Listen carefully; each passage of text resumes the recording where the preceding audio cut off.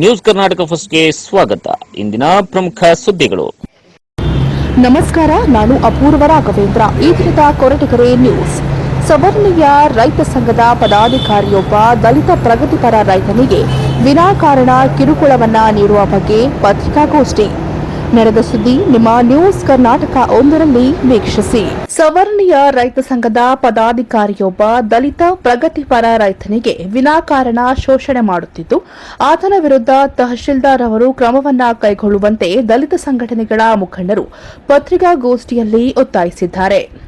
ಪತ್ರಿಕಾಗೋಷ್ಠಿಯಲ್ಲಿ ಮಾತನಾಡಿದ ತಾಲೂಕಿನ ಕೊಳಾಲ ಹೋಬಳಿಯ ಸುಂಕದಹಳ್ಳಿ ದಲಿತ ವರ್ಗದ ರೈತ ಶಿವರಾಜು ಮಾತನಾಡಿ, ನಾನು ರೈತ ಕುಟುಂಬದವನಾಗಿದ್ದು ವ್ಯವಸಾಯದ ಜೊತೆಗೆ ಕೃಷಿಯೇತರ ಚಟುವಟಿಕೆಯನ್ನ ಮಾಡುತ್ತಿದ್ದು, ಹಲವಾರು ಹಸುಗಳನ್ನು ಸಾಕಿ ಹೈನುಗಾರಿಕೆಯೊಂದಿಗೆ ಸಣ್ಣ ಪ್ರಮಾಣದಲ್ಲಿ ಕೋಳಿ ಫಾರಂ ಸಹ ನಡೆಸುತ್ತಿದ್ದೇನೆ. ಈ ಕೋಳಿ ಫಾರಂ ಪ್ರಾರಂಭಿಸಲು ಸಂಬಂಧಿಸಿದ ಇಲಾಖೆಗಳಿಂದ ಪರವಾನಗಿ ಮತ್ತು ಅನುಮತಿಯನ್ನ ಪಡೆದು ಸರ್ಕಾರದ ಎಲ್ಲಾ ಷರತ್ತುಗಳನ್ನು ಪಾಲಿಸುತ್ತಿದ್ದೇನೆ. ನನ್ನ ಕೋಳಿ ಫಾರಂ ಗ್ರಾಮ ಠಾಣಾದಿಂದ ಸುಮಾರು 650 ಮೀಟರ್ ದೂರದಲ್ಲಿದೆ. ಆದರೆ ನನ್ನ ಜಮೀನಿನಿಂದ 250 ಮೀಟರ್ ದೂರದಲ್ಲಿದೆ. ಮನೆ ಕಟ್ಟಿಕೊಂಡಿರುವ ಶಬೀರ್ ಎನ್ನು ರೈತ ಸಂಘದ ಪದಾಧಿಕಾರಿ ನನಗೆ ಇಲ್ಲದ ಕಿರುಕುಳವನ್ನ ನೀಡುತ್ತಿದ್ದಾನೆ. ಶಬೀರ್ ಕರೆದಾಗ ನಾನು ಅವರ ಜೊತೆ ರೈತ ಸಂಘದ ಸಂಘಟನೆಗೆ ಹಾಗೂ ಪ್ರತಿಭಟನೆಗಳಿಗೆ ಹೋಗದ ಕಾರಣ ನನ್ನ ಮೇಲೆ ಈ ರೀತಿಯ ದ್ವೇಷವನ್ನ ಸಾಧಿಸುತ್ತಿದ್ದು, ದಲಿತ ಎನ್ನುವ ಕಾರಣಕ್ಕಾಗಿ ನನ್ನನ್ನ ಕೀಳು ಮಟ್ಟದ ಭಾವದಿಂದ ಮಾತನಾಡಿಸುತ್ತಿದ್ದಾರೆ. ಇದನ್ನೆಲ್ಲ ನಿಲ್ಲಿಸಲು ನನ್ನ ಕಾಲಿಗೆ ಬಿದ್ದು ಕ್ಷಮೆ ಕೇಳು ಹಾಗೂ ಪ್ರತಿ ತಿಂಗಳು ನಾನು ಕೇಳಿದಷ್ಟು ಹಣವನ್ನು ನೀಡು, ಇಲ್ಲದಿದ್ದರೆ ನೀನು ಹೇಗೆ ಬದುಕ್ತೀಯೋ ನೋಡ್ತೇನೆ ಎಂದು ಬೆದರಿಕೆಯನ್ನ ಹಾಕಿದ್ದು, ಇದರಿಂದ ನಾನು ಮತ್ತು ನನ್ನ ಕುಟುಂಬ ಬದುಕುವುದೇ ಕಷ್ಟವಾಗಿದೆ. ಈ ಕೂಡಲೇ ಸಂಬಂಧಪಟ್ಟ ಅಧಿಕಾರಿಗಳು ನನಗೆ ನ್ಯಾಯವನ್ನ ಒದಗಿಸಿ ರಕ್ಷಣೆಯನ್ನ ನೀಡಬೇಕು ಎಂದು ಕೋರಿದರು. ದಲಿತ ಮುಖಂಡ ದಾಡಿ ವೆಂಕಟೇಶ್ ಮಾತನಾಡಿ, ಇತ್ತೀಚೆಗೆ ದಲಿತರು ಸ್ವಾಭಿಮಾನದಿಂದ ಬದುಕುತ್ತಿರುವುದು ಕೆಲವು ಸವರ್ಣೀಯರಲ್ಲಿ ಸಹಿಸಲು ಆಗುತ್ತಿಲ್ಲ. ದಲಿತ ರೈತ ಶಿವರಾಜುರವರು ಕೊಳಾಲ ಹೋಬಳಿಯ ಗೆದ್ಮೆನಿಹಳ್ಳಿ ಗ್ರಾಮದಲ್ಲಿ ತನ್ನ ತಾಯಿ ನೀಡಿದ 1.5 ಎಕರೆಯಲ್ಲಿ ಜಮೀನಿನಲ್ಲಿ ಕೃಷಿಯೊಂದಿಗೆ ಹೈನುಗಾರಿಕೆ ಹಾಗೂ ಕೋಳಿ ಫಾರಂ ಅನ್ನ ಮಾಡಿಕೊಂಡು ಜೀವನವನ್ನ ನಡೆಸುತ್ತಿದ್ದಾರೆ. ಆದರೆ ಅದೇ ಗ್ರಾಮದ ರೈತ ಸಂಘಟನೆಯಲ್ಲಿ ಪದಾಧಿಕಾರಿ ಎಂದು ಹೇಳಿಕೊಂಡು ವಸೂಲಿ ಮಾಡುವ ಸಮಾಜಘಾತಕ ಶಬೀರ್ ಎಂಬಾತ ಕಳೆದ 2 ವರ್ಷಗಳಿಂದ ದಲಿತ ಪ್ರಗತಿಪರ ರೈತ ಶಿವರಾಜುಗೆ ಸಂಘಟನೆ ಹೆಸರಿನಲ್ಲಿ ಹಣಕ್ಕೆ ಪೀಡಿಸುತ್ತಿದ್ದು, ಆತ ಕೊಡದೇ ಇದ್ದಕ್ಕೆ ಈ ರೀತಿಯ ತೊಂದರೆಯನ್ನ ನೀಡಿ ಇಲಾಖೆಗಳಿಗೆ ಅರ್ಜಿಯನ್ನ ಬರೆದು ಸುಳ್ಳು ಮಾಹಿತಿಯನ್ನ ನೀಡುತ್ತಿದ್ದಾನೆ. ಇತ್ತೀಚೆಗೆ ಪತ್ರಿಕೆಯೊಂದರಲ್ಲಿ ಶಿವರಾಜುರವರು 5,000 ಕೋಳಿ ಮರಿಯನ್ನ ಸಾಗಾಣಿಕೆ ಮಾಡಿದ್ದಾರೆ. ಈತ 10,000 ಎಂದು ಹೇಳಿಕೆಯನ್ನ ನೀಡಿದ್ದಾನೆ. ಈತ ಈ ರೀತಿ ಸುಳ್ಳು ಹೇಳಿಕೊಂಡು ಅವರ ಸಂಘಟನೆಯ ತಾಲೂಕಿನವರಲ್ಲಾದರ ಕೆಲವರನ್ನು ಕಳೆದುಕೊಂಡು ಹೋಗಿ ತಹಶೀಲ್ದಾರ್ಗೆ ಸುಳ್ಳು ಹೇಳಿಕೆಯನ್ನ ಮನವಿಯನ್ನ ನೀಡಿದ್ದಾನೆ. ರೈತ ಶಿವರಾಜುರವರ ಅಕ್ಕಪಕ್ಕದ ಮನೆಯವರಿಗೆ ನೊಣದ ಕಾಟ ಇಲ್ಲ ಎಂದು ಹೇಳುವಾಗ ದೂರದಲ್ಲಿರುವ ಈತ ದಲಿತ ರೈತನಿಗೆ ಕಿರುಕುಳ ನೀಡಲೆಂದೇ ಸುಳ್ಳು ಅರ್ಜಿಗಳನ್ನು ಸೃಷ್ಟಿಸಿ ಮಾಡಿ ಹೇಳಿ ಸದರಿ ಶಬೀರ್ ತಾಲೂಕಿನಲ್ಲಿ ನಡೆಯುತ್ತಿರುವ ಎತ್ತಿನಹೊಳೆ ಕಾಮಗಾರಿಗಳು ಸೇರಿದಂತೆ ಇನ್ನಿತರ ಅಭಿವೃದ್ಧಿ ಕಾಮಗಾರಿಗಳಲ್ಲಿ ರೈತ ಸಂಘಟನೆಯ ಹೆಸರನ್ನ ಹೇಳಿ ಅಧಿಕಾರಿಗಳಿಂದ ವಸೂಲಿಯನ್ನ ಮಾಡುವ ಆರೋಪ ಇದ್ದು, ಈತ ಇತರ ಸಮಾಜ ವಿರೋಧಿ ಚಟುವಟಿಕೆಗಳನ್ನ ಸಹ ಇದ್ದು, ಇಂಥವರಿಗೆ ರೈತ ಸಂಘಟನೆಗಳು ಬೆಂಬಲವನ್ನ ನೀಡಿದ್ದಾರೆ. ದಲಿತ ಸಂಘಟನೆಗಳು ಇಂಥವರಿಂದ ದೂರವಿರಬೇಕು, ಅವರಿಂದ ದೂರ ಇರಬೇಕಾಗುತ್ತದೆ. ಬೇಕಾದರೆ ರೈತ ಸಂಘಟನೆಗಳ ಪದಾಧಿಕಾರಿಗಳೇ ಖುದ್ದು ಸ್ಥಳಕ್ಕೆ ಭೇಟಿ ನೀಡಿ ಶಬೀರರು ಸುಳ್ಳು ಮಾಹಿತಿಯನ್ನು ನೀಡಿದ್ದಾರೆ, ತನಿಖೆ ಮಾಡಲಿ ಎಂದರು. ದಲಿತ ಮುಖಂಡ ಲಕ್ಷ್ಮೀ ನರಸಯ್ಯ ಮಾತನಾಡಿ, ಶಬೀರ್ ಎಂಬ ಸವರ್ಣೀಯ ರೈತ ಸಂಘಟನೆಯವನನ್ನ ದಲಿತ ರೈತ ಮೇಲೆ ಇಷ್ಟೊಂದು ಕಿರುಕುಳವನ್ನ ನೀಡಿ ದ್ವೇಷ ಸ್ವಾದಿಸುತ್ತಿದ್ದು, ಮುಂದೆ ಈತರಿಂದ ದಲಿತ ರೈತರ ಕುಟುಂಬಕ್ಕೆ ರಕ್ಷಣೆ ನೀಡಬೇಕಾಗುತ್ತದೆ. ಈತ ತಾಲೂಕಿನವರನ್ನ ಬಿಟ್ಟು ಹೊರಗಿನವರನ್ನ ಕರೆಸಿ ಅರ್ಜಿಯನ್ನ ನೀಡುತ್ತಾನೆ ಎಂದರೆ ಈತ ಎಷ್ಟೊಂದು ಸುಳ್ಳುಗಾರ ಎಂದು ಸಾಬೀತಾಗಿದೆ. ರೈತ ಶಿವರಾಜು ವಾಸಿಸುವ ಭಾಗದಲ್ಲಿ ದಲಿತರು ಹೆಚ್ಚಿನ ಸಂಖ್ಯೆಯಲ್ಲಿದ್ದು, ಮೀಸಲಾತಿ ಆಧಾರದ ಮೇಲೆ ಶಿವರಾಜುರವರ ಜನಪರ ಕಾಳಜಿಯನ್ನ ನೋಡಿ ಶಿವರಾಜುರವರನ್ನ ಮತ್ತು ಆತನ ಪತ್ನಿಯನ್ನ ಜನರು ಗ್ರಾಮ ಪಂಚಾಯಿತಿ ಸದಸ್ಯರನ್ನಾಗಿ ಆಯ್ಕೆ ಮಾಡಿದರು.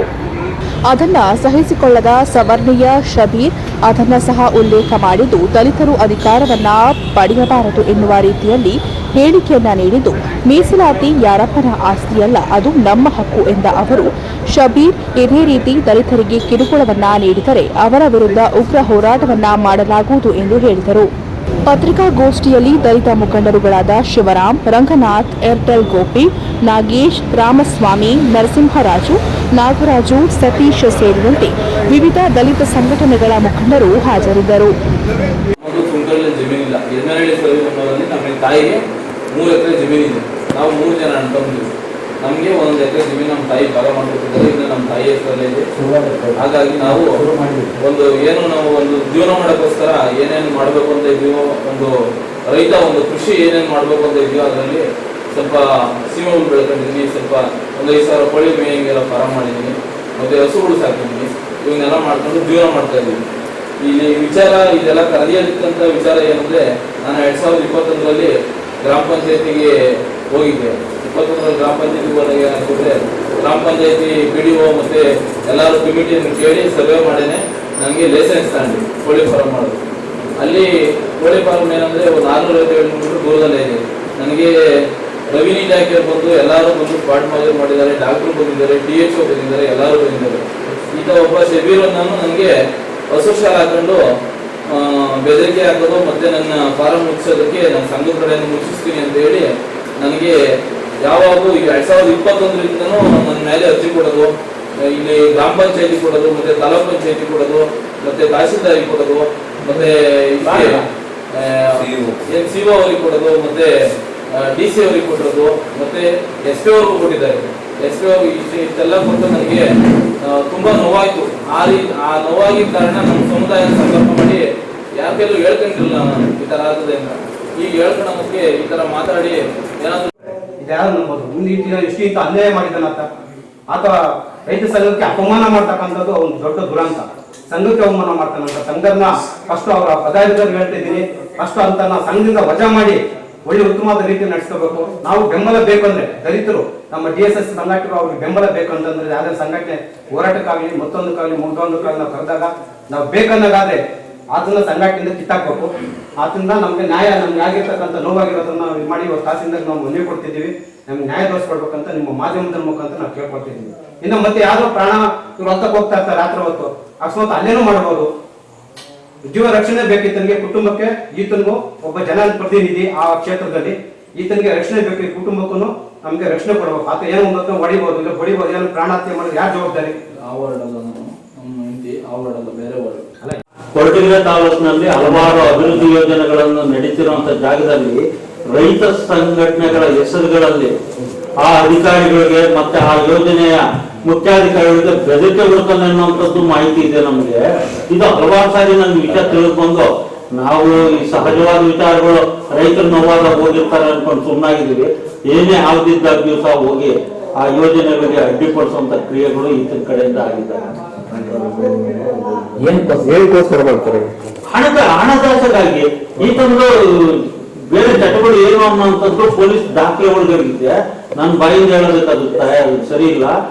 ಆತನ ವೈಯಕ್ತಿಕ ಅಭಿವೃದ್ಧಿಗಾಗಿ ಮತ್ತೆ ಆತನ ಫೇಸ್ಬುಕ್ ಅಲ್ಲಿ ಇದೆ ಆತನ ಮನಸ್ಥಿತಿ ಏನು ಅಂತ. ಈತ ಒಬ್ಬ ಫೇಸ್ಬುಕ್ ಅನ್ನು ಸಹ ಇಟ್ಕೊಂಡಿದ್ದಾನೆ. ಆ ಫೇಸ್ಬುಕ್ ಅಲ್ಲಿ ಇಡೀ ರಾಜ್ಯ ಪ್ರಕರಣಗಳು ಇರ್ಬೋದು, ರಾಷ್ಟ್ರದ್ದು ಇರ್ಬೋದು, ಒಂದು ಸಮಾಜವನ್ನು ಇನ್ನೊಂದು ಸಮಾಜದ ವಿರುದ್ಧ ಇರ್ತಕ್ಕಂಥ ಹಲವಾರು ವಿಚಾರಗಳು ಆತನ ಫೇಸ್ಬುಕ್ ಅಲ್ಲಿ ಬರೀ ಒಂದೇ ವರ್ಗದ ಕಡೆ ಇರೋಂಥ ಸಾಕಷ್ಟು ಮಾಹಿತಿಯನ್ನು ನಾನು ಖುದ್ದು ನೋಡಿದ್ದೀನಿ. ಆತನ ಮನಸ್ಥಿತಿನೇ ಸರಿ ಇಲ್ಲ. ಆತನಿಗೆ ನಿಜವಾಗಿ ಕೃಷಿ ರೈತ ಆಗಿದ್ರೆ ಈ ತರದ ಯಾವುದೇ ಒಂದು ಘಟನೆಗಳು ಬರ್ತಾ ಇರಲಿಲ್ಲ.